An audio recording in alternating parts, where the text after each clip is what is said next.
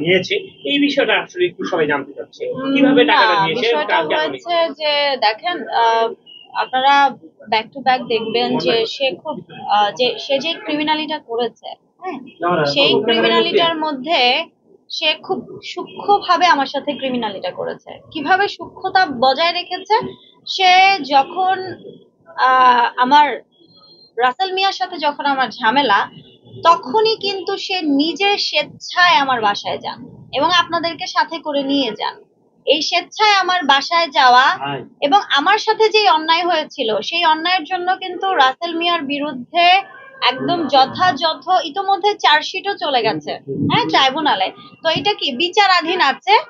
তো সে কি করেছে এই মামলার মাঝে, সে টাকা খাওয়ার জন্য এবং টাকা মানে থাকে না যে তার প্রতি সেকেন্ডে, সে কিন্তু গত ৩-৪ মাস চাকরিও করেনি, এই আমার টাকার উপরেই চলেছে।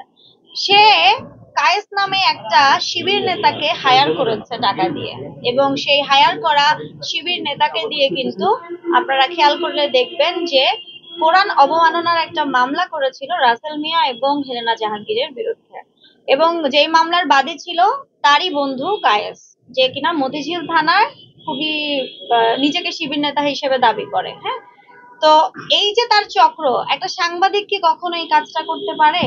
ওটার জন্য কিন্তু সে টাকা পয়সা, এটা লাগবে ওইটা লাগবে, মামলা এই সেই।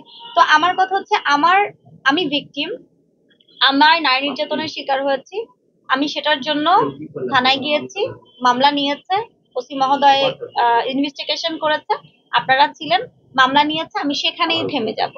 কিন্তু এই যে তার এক্সট্রা অর্ডিনারি, এক্সট্রা মিথ্যা মামলা অবমাননা, এই মিথ্যা অবমাননার মামলাটা যেদিন দেয়, পরের দিনে আপনারা খেয়াল করে দেখবেন যে হেলেনা জাহাঙ্গীর এবং রাসেল মিয়াকে খেপিয়ে দেওয়া হয়, এবং যে সূত্র ধরে পরের দিনে কিন্তু রাসেল মিয়া জামিনে আসে, এবং তার কিছুদিন পরেই একটা গায়েবী মামলা আমার নামে হয়ে যায়।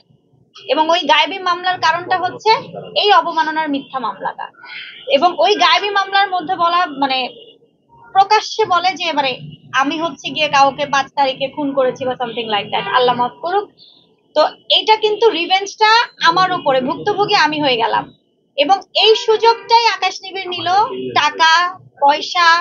এই লয়ারকে, আমার আইনজীবী সাথে আছেন, উনিও দেখেছেন যে এই লয়ারকে টাকা দিতে হবে, উমুক করতে হবে, তুমুক করতে হবে। দেখা গেছে আমার লয়ারের জন্য 50,000 টাকা নিয়ে গেছে, কিন্তু আমার লয়ারের হাতে পয়সা 30,000 টাকা, কারণ তখন তো আমার সেন্স কাজ করে নাই। হয়তো কোন একটা এগ্রিমেন্টে, শান্তা বলো তুমি একটু। হ্যাঁ, তো এরকম আছে যে আমার এই লয়ার গুলোই ছিল তখন।